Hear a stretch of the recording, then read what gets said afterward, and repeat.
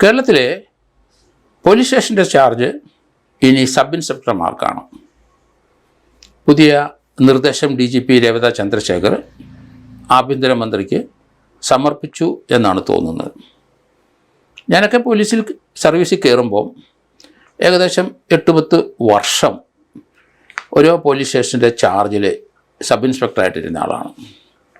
ചെറുപ്പക്കാരായ ആൾക്കാർ പോലീസ് സ്റ്റേഷനിൽ വന്ന് ചാർജ് എടുക്കുമ്പോൾ ഗുണ്ടകളൊക്കെ പതുക്കെ പിൻവാങ്ങും. 10-12 വർഷം സർവീസുള്ള സർക്കിൾ ഇൻസ്പെക്ടർ പോലീസ് സ്റ്റേഷൻ്റെ ചാർജ് വരുമ്പോൾ അവർക്കൊക്കെ അവരുടെ സംസാരത്തിലും പെരുമാറ്റത്തിലുമൊക്കെ വലിയ മാറ്റങ്ങളുണ്ടാകുന്ന സന്ദർഭത്തിൽ അവരെയൊക്കെ കണ്ണുവെട്ടിച്ച് ഈ ഗുണ്ടകളൊക്കെ തീർച്ചയായിട്ടും പോകും. തീരുമാനമെടുക്കാൻ സ്വപ്പണ്ടിയില്ലേ.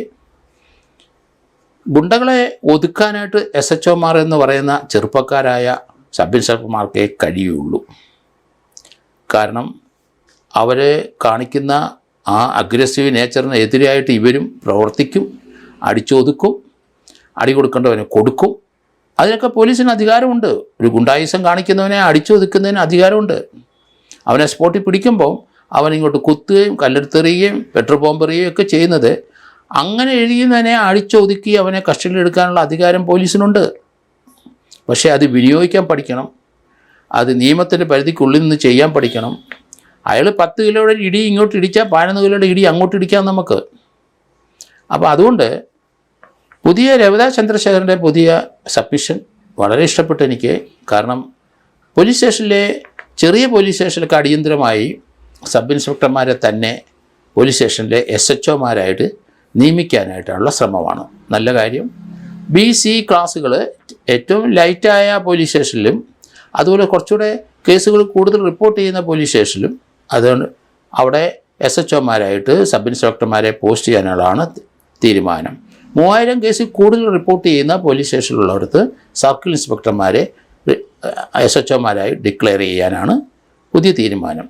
പക്ഷേ എന്നെപ്പോലെയുള്ള ആൾക്കാർ പറയുന്നത് അത് പാടില്ല. എല്ലാ പോലീസ് സ്റ്റേഷനിലും എത്ര കേസ് കൂടിയാലും ശരി അവിടെ SHOമാരെ തന്നെ പോലീസ് സ്റ്റേഷനിൽ പോസ്റ്റ് ചെയ്യണം. രണ്ടാമത് അവിടെ അഡീഷണൽ SI ആയിട്ട് SHOമാരെ അഡീഷണൽ SI ആയിട്ടും പോസ്റ്റ് ചെയ്യാം. ഞാനിരുന്ന പോലീസ് സ്റ്റേഷനിൽ എൻ്റെ ഒപ്പം എൻ്റെ ബാച്ച്മേറ്റായ ആൾക്കാർ അഡീഷണൽ അഡീഷണൽ SIമാരായിട്ടുണ്ടായിരുന്നു. അപ്പോൾ ഒരാളില്ലെങ്കിൽ മറ്റേ ആൾ പോവും. രണ്ടുപേരും ചെറുപ്പക്കാരാണ്. അതുകൊണ്ട് അവിടെ പ്രായമുള്ള ഒരാളെ അഡീഷണൽ SI ആയിട്ട് പോസ്റ്റ് ചെയ്തുകൊണ്ട് വലിയ പ്രയോജനമില്ല. ചെറുപ്പക്കാരായ 2 പേര് SHOയും ഒരു സബ് ഇൻസ്പെക്ടർ, അഡീഷണൽ സബ് ഇൻസ്പെക്ടറും ചെറുപ്പക്കാരനായിരിക്കണം. അല്ലാത്ത സ്ക്രിപ്റ്ററി വർക്കും മറ്റു കാര്യങ്ങൾക്ക് പ്രായമുള്ള ആൾക്കാരെ പോസ്റ്റ് ചെയ്യുന്നതിനും കുഴപ്പമില്ല. ഒരു പോലീസ് സ്റ്റേഷനിൽ 5-6 സബ് ഇൻസ്പെക്ടർമാർ പോസ്റ്റ് ചെയ്യുന്നതിന് യാതൊരു നിയമ തടസ്സങ്ങളും ഇപ്പോൾ ഇല്ല. കാരണം അത് ഒരാൾക്ക് മാത്രമേ SHO ആകാൻ പറ്റുള്ളൂ. അയാൾ ലീവ് എടുക്കുകയോ അയാൾ മറ്റു കാര്യത്തിന് പോകുമ്പോൾ അഡീഷണൽ SI അത് SHOയുടെ ജോലികൾ നിർവഹിക്കണമെന്നേ ഉള്ളൂ.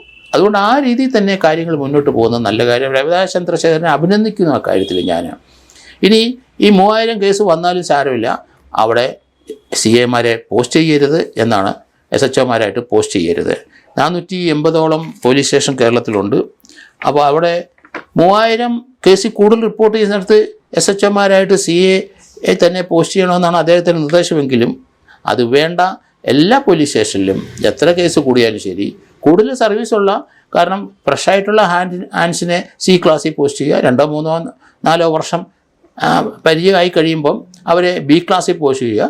6-7 വർഷമുള്ള SIമാർ സർവീസുള്ളവരെ തീർച്ചയായിട്ടും AB സ്റ്റേഷനിലേക്ക് പോസ്റ്റ് ചെയ്യുക. അല്ലാതെ അവിടെ കൊണ്ടുപോയി ഇനി ഒരു SHO ആയിട്ട് സർക്കിൾ ഇൻസ്പെക്ടറെ വെക്കേണ്ട. അതേസമയത്ത് സർക്കിൾ ഇൻസ്പെക്ടർമാർ നമുക്കറിയാം 2 പോലീസ് സ്റ്റേഷൻ 3 പോലീസ് സ്റ്റേഷൻ്റെ ഒരു സർക്കിൾ ഇൻസ്പെക്ടർ ചാർജാണ്. ഞാനൊക്കെ സർക്കിൾ ഇൻസ്പെക്ടർ ആയിരിക്കുമ്പം 2-3 പോലീസ് സ്റ്റേഷൻ എൻ്റെ കീഴിലുണ്ടായിരുന്നു. അത് 2 സർക്കിൾ ഇൻസ്പെക്ടർ 2 പോലീസ് സ്റ്റേഷൻ ഒരു സർക്കിൾ ഇൻസ്പെക്ടർ ആക്കിക്കോളൂ. അതിനകത്ത് ബുദ്ധിമുട്ടില്ല. അതുപോലെ തന്നെ റാങ്ക് കൂടുന്തോറും അവരുടെയൊക്കെ പെരുമാറ്റത്തിലും ഓട്ടത്തിലും നടപ്പത്തിലൊക്കെ തീർച്ചയായിട്ടും വ്യത്യാസം ഉണ്ടാവും, ഒരു മങ്ങലുണ്ടാവും. അവർക്ക് ക്വിക്കായിട്ട് മൂവ് ചെയ്യാൻ പറ്റില്ല. അതുകൊണ്ടാണ് ഞാൻ പറയുന്നത് എല്ലാ പോലീസ് സ്റ്റേഷനും കേരളത്തിലെ SHOമാരായി സബ് ഇൻസ്പെക്ടർമാരെ തന്നെ പോസ്റ്റ് ചെയ്യണം. അതിനകത്ത് കൂടുതൽ കേസും കുറച്ച് കേസും ഉണ്ടെങ്കിൽ കൂടുതൽ സർവീസുള്ള ആളെ 3000 കേസൊക്കെ റിപ്പോർട്ട് ചെയ്യുന്ന സ്ഥലത്ത് ഈ കൂടുതൽ സർവീസുള്ള ആൾക്കാരെ അവിടെ പോസ്റ്റ് ചെയ്യുക. മറ്റൊരു കാര്യം, ഇനി SHOമാരായിട്ട് ചിലടത്ത് നമുക്കറിയാം സൈബർ സെല്ലിൽ തീർച്ചയായിട്ടും ഒരു CIമാർ ആയ റാങ്കിലുള്ളവരെ അവിടുത്തെ SHO ആയിട്ട് പോസ്റ്റ് ചെയ്യൂ. കാരണം ഓരോ സ്റ്റേറ്റിലും അല്ലെങ്കിൽ ഓരോ ജില്ലകളിലും അല്ലെങ്കിൽ ഓരോ സബ് ഡിവിഷനിലും ഒരു സൈബർ സ്റ്റേഷനൂടെ വരുന്നതാണ് നല്ലത്. കാരണം അത്ര ഹെവി വർക്കാണ് സൈബർ പോലീസ് സ്റ്റേഷനിൽ. അതുകൊണ്ട് ഓരോ SP-യുടെ കീഴിൽ ഓരോ 2-3 സബ് ഡിവിഷൻ ഉണ്ടാവും. ആ സബ് ഡിവിഷനിലും പ്രത്യേകമായിട്ട് ഒരു SHOമാരെ സൈബർ സെല്ലിലൂടെ പോസ്റ്റ് ചെയ്യുക അഡീഷണലായിട്ട്. കാരണം അത് ചിലപ്പം CI റാങ്കിലുള്ളവരായാലും കുഴപ്പമില്ല. കാരണം കൂടുതൽ വിവരങ്ങൾ, ഡിജിറ്റലായിട്ടുള്ള വിവരം അവർക്കറിയാം. അതുപോലെ തന്നെ പോക്സോ കേസിന് തീർച്ചയായിട്ടും അതിനുവേണ്ടി മാത്രം ഓരോ പോലീസ് സ്റ്റേഷനിൽ അഡീഷണൽ സബ് ഇൻസ്പെക്ടറെ തന്നെ പോസ്റ്റ് ചെയ്യണം. കാരണം അങ്ങനെയുള്ള കേസിനകത്തും നമുക്ക് കൃത്യമായ നടപടിയും വളരെ ക്വിക്കായിട്ട് എടുക്കണം. അതുകൊണ്ട് പ്രത്യേക പോലീസ് സ്റ്റേഷൻ അതിനു വേണ്ടിയില്ല. ആ പോക്സോ കേസിന് വേണ്ടി മാത്രം ഓരോ പോലീസ് സ്റ്റേഷനിലും ഒരു അഡീഷണൽ സബ് ഇൻസ്പെക്ടറെ അങ്ങ് പോസ്റ്റ് ചെയ്ത് അതിനുള്ള സ്ട്രെങ്തും കൊടുത്താൽ ആ പ്രശ്നം പരിഹരിക്കാൻ പറ്റും. അതുകൊണ്ട് കാലോചിതമായ മാറ്റം ഏതായാലും വരുത്തുന്നത് നല്ല കാര്യം. ഇത് ബെഹ്റയുടെ DGP ആയിട്ട് റിട്ടയർ ചെയ്ത ബെഹ്റയുടെ കാലഘട്ടത്തിലാണ് LDF ഗവൺമെൻറ് സർക്കിൾ ഇൻസ്പെക്ടർമാരെ SHOമാരായിട്ട് പോസ്റ്റ് ചെയ്തിട്ട് ഉത്തരവുണ്ടാക്കിയത്.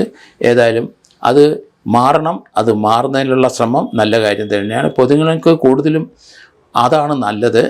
കാരണം ഗുണ്ടകൾ കേരളം മുഴുവൻ മേഞ്ഞ് നടക്കുകയാണ്. ആ മേഞ്ഞ് നടക്കുന്ന ഗുണ്ടകളുടെ ഏറ്റവും അടുത്ത സുഹൃത്തുക്കൾ പോലീസിലുള്ള ചില സർക്കിൾ ഇൻസ്പെക്ടർമാരും DYSPമാരുമാണ്. ഇതിനൊരു പരിഹാരം ഉണ്ടാകണം. അതിന് യാതൊരു മാറ്റവും വരുത്താൻ പാടില്ല. അങ്ങനെയുള്ളവരെ പിരിച്ചുവിടാൻ തന്നെയാണ് ഇടതുപക്ഷ ഗവൺമെൻറ് കുറേ പേരെ പിരിച്ചുവിട്ടിരിക്കുന്നു. അവരൊക്കെ തിരിച്ചു കയറിയെന്നും പറയുന്നുണ്ട്. പക്ഷേ പിരിച്ചുവിടണം. അങ്ങനെയുള്ളവർക്ക് ക്രിമിനൽ ബാക്ക്ഗ്രൗണ്ട് ഉള്ളവരെ തീർച്ചയായിട്ടും പിരിച്ചുവിടുന്നതായിരിക്കും നല്ലത്. അതുപോലെ ഈ സൈബർ പോലീസ് സ്റ്റേഷനിൽ അതും നമുക്കറിയാം, അവിടെ ആവശ്യത്തിനുള്ള സ്റ്റാഫ് കൊടുക്കണം. ആ സൈബറിൻ്റെ ആധുനിക ടെക്നോളജി അറിയാവുന്ന ചില എക്സ്പെർട്ടുകളുണ്ട്. അല്ലെങ്കിൽ IT ഫീൽഡിലുള്ള അങ്ങനെ ആൾക്കാരും സംസ്ഥാന പോലീസിൽ IT എക്സ്പെർട്ടായിട്ട് തന്നെ പോലീസ് സ്റ്റേഷനിലുമായിട്ട് അറ്റാച്ച് ചെയ്യാൻ സൈബർ പോലീസ് സ്റ്റേഷനിൽ അവരെ അറ്റാച്ച് ചെയ്ത് അവരെ ജോലി കൊടുക്കുന്നത് നല്ലതാണ്. അതേപ്പറ്റിയും ചിന്തിക്കണം. കാരണം സൈബർ പോലീസ് സ്റ്റേഷനിലെ ഈ SHOമാർ അല്ലെങ്കിൽ സർക്കിൾ ഇൻസ്പെക്ടർ DYSPമാർ അവർ തന്നെ അക്വയർ ചെയ്ത് എടുത്ത നോളജാണ്. അല്ലാതെ എക്സ്പെർട്ടുകളാരും അവിടെ ഇല്ല. അവരെ എക്സ്പെർട്ടിന് വെളിയിൽ പോയി ആരെങ്കിലും സഹായം സ്വീകരിക്കുകയാണ്. പക്ഷേ അതല്ലാതെ സൈബർ എക്സ്പെർട്ടായിട്ടുള്ള പോലീസുകാർ തന്നെ നല്ലതുണ്ടാവാം. അതിൽ IT രംഗത്ത് ഏത് പ്രശ്നം വന്നാലും ശരി ആ സൈബറിനകത്തൂടെ സഞ്ചരിക്കാനും ഡിലീറ്റ് ചെയ്ത കാര്യം തിരിച്ചെടുക്കാനും അങ്ങനെയുള്ള കാര്യത്തിലൊക്കെ എക്സ്പെർട്ടായ സൈബറിൻ്റെ എല്ലാ ആപ്ലിക്കേഷനും അറിയാവുന്ന എക്സ്പെർട്ട് തന്നെ ആയിരിക്കണം പോലീസിൽ. അത് തീർച്ചയായിട്ടും അങ്ങനെ ഒരു വിങ് പോലീസിൽ ഉണ്ടാകേണ്ടിയിരിക്കുന്നു. സൈബർ എക്സ്പെർട്ട് സ്റ്റേറ്റ് വൈഡ് ജൂറിസ്ഡിക്ഷനിൽ അതിനൊരു IG പോസ്റ്റ് ചെയ്താലും കുഴപ്പമില്ല. കാരണം ആ രീതിയിൽ സൈബർ വളരെയധികം അഡ്വാൻസ്ഡായി നമ്മൾ മുന്നോട്ട് പോയേ പറ്റുള്ളൂ. അതുകൊണ്ടാണ് ഈ ഓരോ ആപ്പിനെ പറ്റി നല്ല നിശ്ചയമുള്ള IT എക്സ്പെർട്ടിനെ അവരുടെ സർവീസല്ല പോലീസ് റിക്രൂട്ട് ചെയ്ത് ഒരു പെർമനൻ്റായിട്ട് ജോലി കൊടുക്കട്ടെ. അങ്ങനെ ധാരാളം കഴിവുള്ള പെൺകുട്ടികൾ ധാരാളം IT ഫീൽഡിലുണ്ട്. അവർക്കൊക്കെ ഒരു സബ് ഇൻസ്പെക്ടർ റാങ്കിൽ തന്നെ പോസ്റ്റ് കൊടുക്കുക. അതിന് പ്രത്യേക റിക്രൂട്ട്മെൻറ്റ് തന്നെ വേണം. അവർ മറ്റു വഴി ജോലിക്കൊന്നും അവരെ അയക്കരുത്. സൈബർ സബ് ഇൻസ്പെക്ടർമാരെ റിക്രൂട്ട് ചെയ്യണമെന്നാണ് ഞാൻ പറയുന്നത്.